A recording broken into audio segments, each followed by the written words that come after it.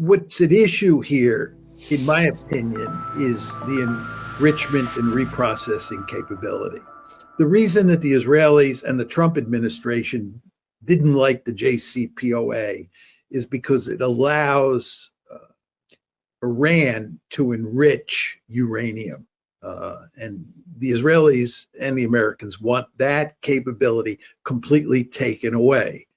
The problem is the Iranians did not agree to that back when the JCPOA was being negotiated, and they're not going to agree to it now. And the question is, where does that leave Trump? And your point is, he really, given his rhetoric, doesn't have any choice but to turn to bombing. And then we get into the whole issue of where that leads, especially in terms of the fact that we have this problem with regard to Ukraine now, and we have these tariffs and so forth and so on. It does kind of look like the perfect storm. I kind of find it hard to believe that he would actually start a war with Ukraine, given what's going on, start a war with Iran, given what's going on with these tariffs.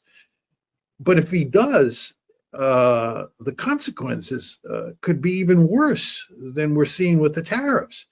So this may be a perfect storm.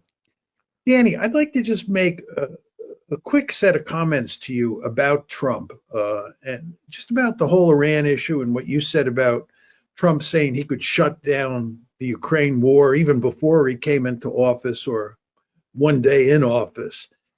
I think what Trump doesn't understand is that the world is incredibly complicated, and dealing with problems like Ukraine and the Iran nuclear program and dealing with China are not easy issues to deal with. At the same time, Trump thinks he's a genius, and he does not respect expertise. If you look at the people that he appoints to important positions, including his press spokesperson, these are people who shouldn't be in these positions. They're just not seasoned enough. They're not knowledgeable enough. And in some cases, they're not smart enough.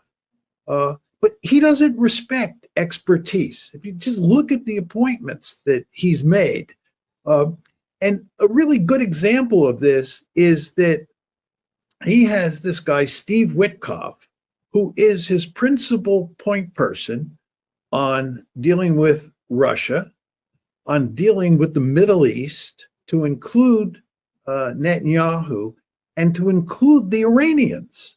He's got three portfolios: Iran, Israel, and Russia.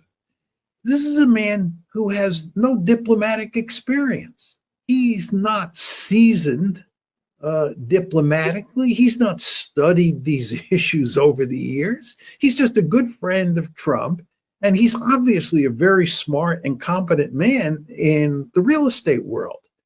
Would you take a real estate mogul and put him out there to deal with three very complicated problems?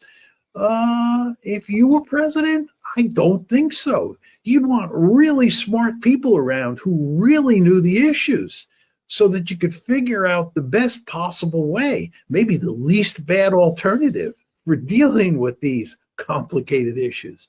But this isn't the way Trump operates. Trump thinks these are simple problems to solve. He basically knows how to solve them. And all he has to do is, get one or two people into positions of power who will work with him, and they'll fix these problems. And then he can point all these second-rate and third-rate people to other positions, and it really doesn't matter.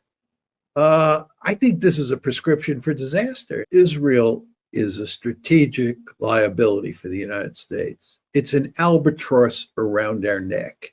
The reason we're fighting the war in Yemen now is because of Israel. The Houthis have come to the defense of the Palestinians who are a victim of a genocide in Gaza. And we are fighting the Houthis on behalf of Israel.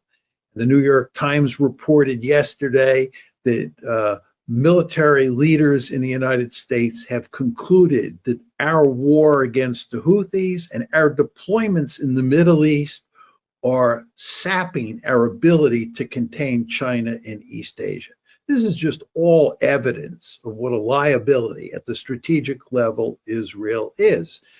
And now we have this situation where they want us to attack Iran. And by the way, in April of last year, this is April 2024, and in October 2024, the Israelis tried to bait the Biden administration into a war with Iran. Why didn't the Biden administration enter a war with Iran? Because it's not in our strategic interest. Here we are again with the Israelis playing games with us, trying to get us into a war that is not in our interest. But this is nothing new. Fortunately, the Biden administration played this one smartly, and we avoided a war.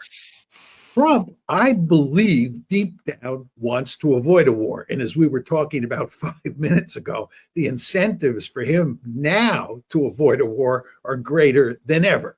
So I think there is a reasonably good chance that we will avoid a war. But it won't be because the Israelis are helping us to avoid that war. Right.